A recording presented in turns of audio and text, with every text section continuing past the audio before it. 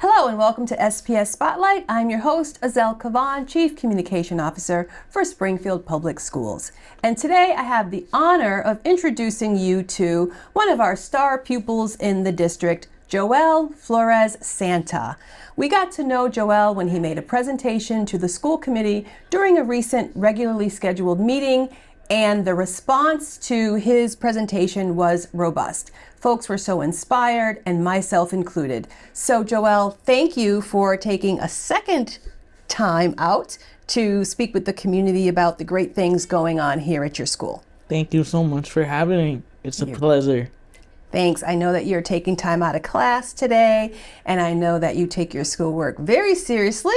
We were talking about the type of student that you are before we started airing. It's probably not very healthy, but I'm sticking to my true self. It's very healthy. You're an AB student and at the top of your class. So congratulations on that achievement. Thank you.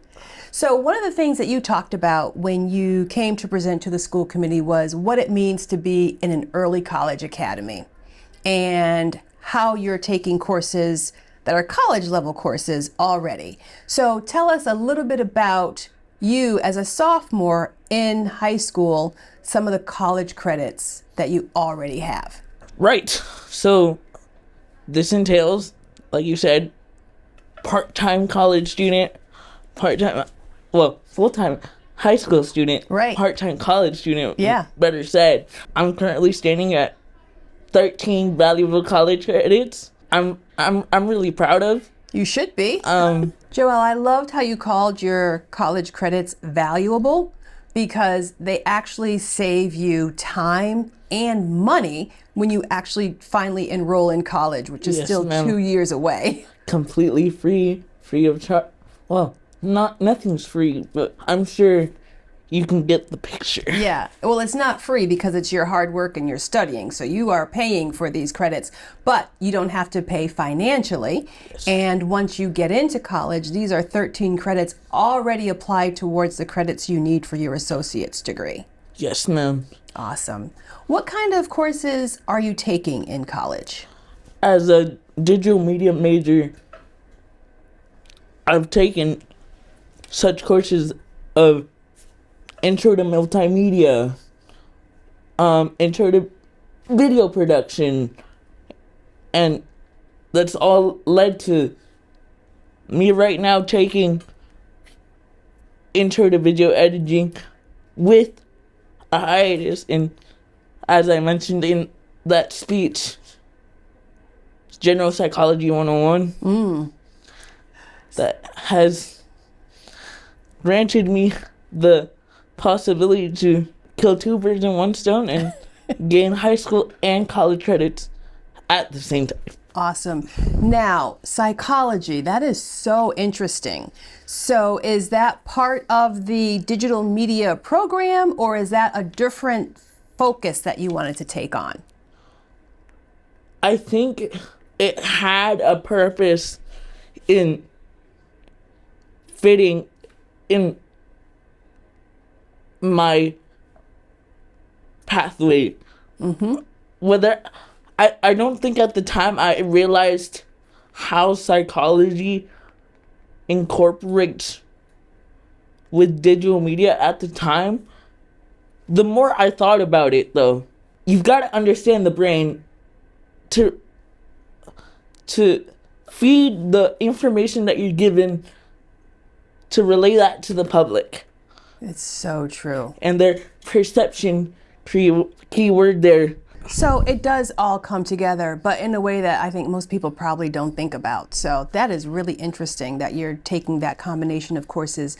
Now, when you take the college courses, do the college professors come here to Rise, or do you actually go onto a college campus? So we're on a schedule of Tuesday, Thursdays are on-campus days.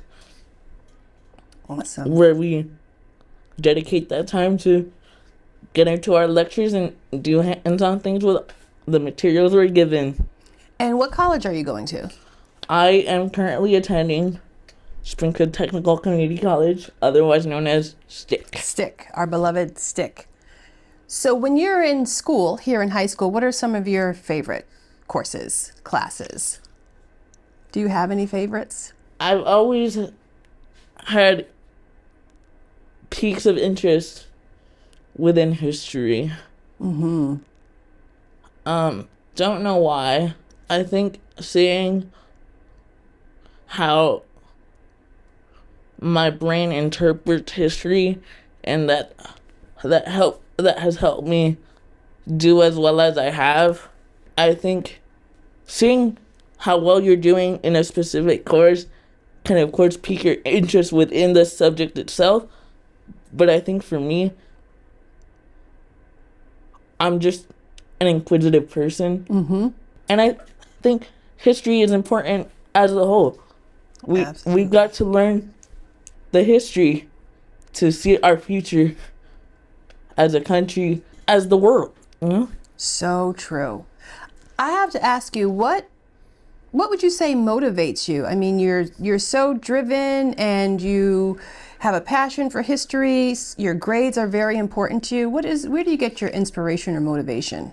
My drive, my passion was to a multitude of things. Ultimately, it's been God, my family, and those who I've chosen to consider family, which you know who you are. Love you guys. The other thing that you talked about as you closed your comments at the school committee meeting is you gave people a little education or a little bit of guidance, and you said people are differently abled and you should open your mind to see the beautiful differences that in different ways that people are abled. What did you mean by that, and what does that mean to you personally? I think it's funny because I initially went into my speech. That was kind of a spontaneous, last minute. Like that was not written down at all. And I think my only explanation to that is that was Holy Spirit driven. I think it's something, you know, a well-known common topic we hear often is inclusivity and what that means and the multitude of disabilities that there are out there. And I think what I said at the end of my speech was something that I heard before and kind of adopted it into my own lifestyle.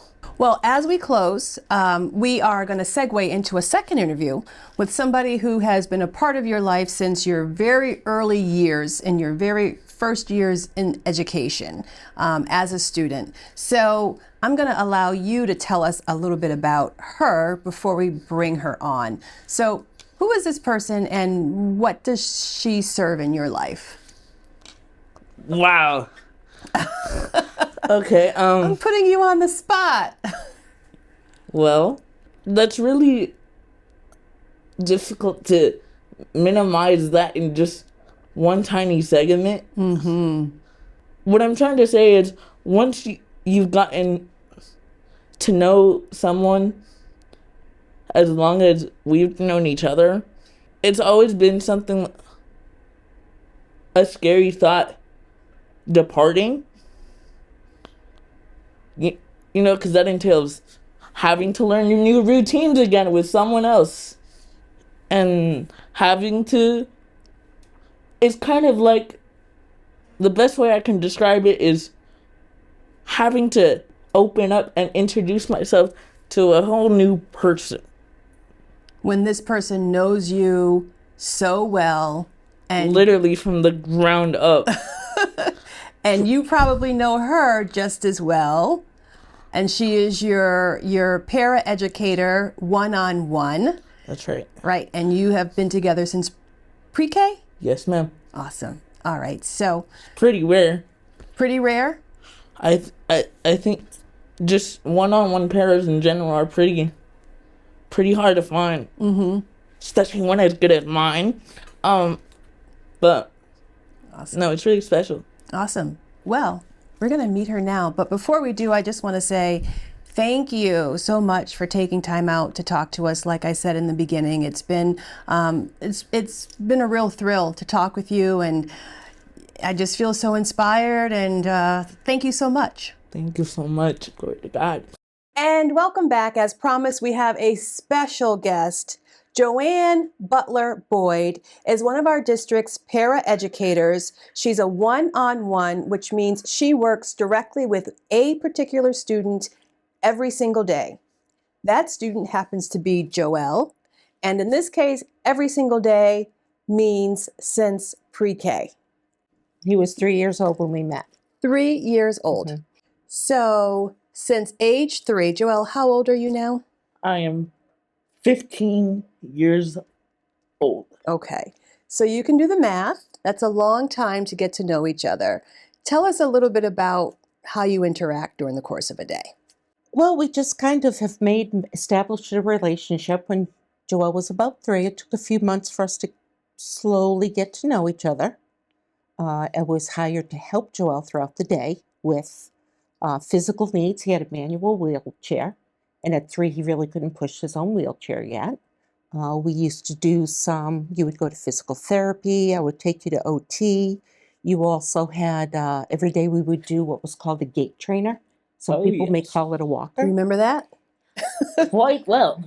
And there was also a stander device we would use every day to stretch. So those were the things I was hired for. And then over the years, that has segued into if he's stuck academically, we may work together. I may give him prompts or ask him questions, which will get him jump started. Another thing that we would do in pre-K, this is how you do a puzzle. We would work on little things like that. I would help him. This is how you hold, this is how you eat, this is how you hold your spoon. And this kid is essentially independent except for needing a wheelchair. Mm-hmm. And so that's been the course of our relationship. And then, of course, we have a lot of fun. Humor. A lot of humor? Oh, yeah. A lot of humor. So do you know, what do you call each other? Do you have you call her Miss Butler Boyd or? Mrs. Boyd is usually my Mrs. go-to. Boyd, okay. So do you and Mrs. Boyd have just some sort of, are you in the classroom or, so you're in the classroom and you're together, like you're seated now Real time, together? Mm-hmm. On my day-to-day basis. Yeah. If he's doing something independently, for example, yesterday at STEC, I just back off. Many classes, I just back off. If he needs note-taking, if I need to scribe for him, enter in the computer, he'll say, hey, I need some help. Mm-hmm. Some days I do stay right next to him if there's note-taking, and he might indicate, take that note. Okay. That sort of thing. Yeah. You two probably can finish each other's sentences at this time, at this moment. Probably, but I never let him. We've never tried. I'd be interested to see how that went. Yeah, you probably know each other very, very well. You know about each other's families, and you all have grown together over the years. Mm-hmm. You as a paraeducator and you as a student. Pretty much. Yes. Mm-hmm. What would you say, Joelle, if there was someone out there watching this who goes, I'd love to do what she's doing. What is the number one quality that you think they need to make sure they have in order to be effective? I'd say patience is a big one. Mm-hmm. And open-mindedness is also a great one to have. Mm-hmm. Because you came into this role, you don't have a medical background. You're not a doctor or a nurse, yet you have these roles that require you to sort of maybe sometimes think with, physical and medical needs in mind. And so you have to be able to walk between those two worlds, and I think probably use some common sense. Common sense. We have our routines. I've picked up a lot of stuff over the years from the teachers, from OTs, from PTs, how to rig up certain things. We were taught one time by an OT how to make little on-the-fly page turners because at the time his fingers couldn't quite pick up a single piece of paper. Still struggle with it, but it's Right. But we do our own thing now. We might use, when he needs it, we might use tape to make on the edge of the paper. We might just use big paper clips. So the things you pick up as you go along, you utilize. Mm-hmm. Right. And I like to tell people I'm also a mother of 4 and I bring all that knowledge with me as well. What motivated you to seek this position? never heard this answer This before. one, I needed a job is what it was. I needed to find a job, and this is something that fit in my wheelhouse. Absolutely. Absolutely. I think it is rare, like you said, not unheard of. There are many one-on-one paraeducators throughout our district, but the numbers are small compared to the overall numbers of paraeducators and educators. And I think it definitely does take a person who, you all have nurtured a relationship, and you talked about patience. What would you say if somebody was considering this type of a career is a critical? I agree wholeheartedly with the items that Joelle said. I would also say probably kindness, a sense of humor, and just overall good nature. That just creative. Just I'd say you just have to be a good moral person. Mm-hmm. Well balanced, well rounded person. Does Mrs. Boyd check those boxes? And more. And more. Thank you. And more. Surpasses I that. appreciate And that. more. What are some of the ways that you have seen Joel really grow over the years? Oh, wow. Critical thinking, and being able to analyze things, advocating for himself. He often would wait for everybody to pass and say, beep your horn on your wheelchair and go, they'll move out of the way. And by golly, either that or he'll speak up. He speaks up for himself. If he doesn't understand something from a teacher, way back in grade school, you started saying, wait a minute, I don't understand that. I need help with this. So I think a big thing is advocating for yourself, asking for help when you need it, and letting people know, hey, I'm Joelle, I'm here. I'm not going away.